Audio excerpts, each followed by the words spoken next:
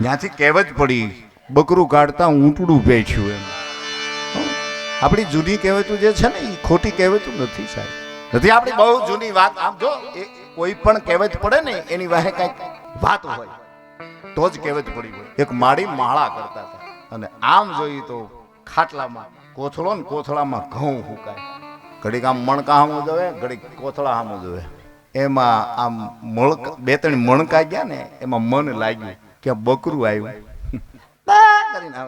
કાયદેસર બે ત્રણ બુકડા માર્યા ને આમ બોલ્યું ને કે આ માળીનું ધ્યાન ગયું, ઘડી ઉપર ધોકો નાખ્યો, બકરું તો મરી ગયું કાયદેસરનું મરી ગયું. બે ત્રણ છોકરાઓને કીધું એ છોકરાઓ બકરું મરી ગયું બેટા નાખ્યા ને તો કે 5 મણ દાણા થાય ને 5 રૂપિયા રોકડા થાય. લોભનું જાળું સાહેબ. એ કે 5 મણ દાણા તને આપું ને 5 રોકડા રૂપિયા તને આપું એમ મારી બાંધીને નીકળ્યા.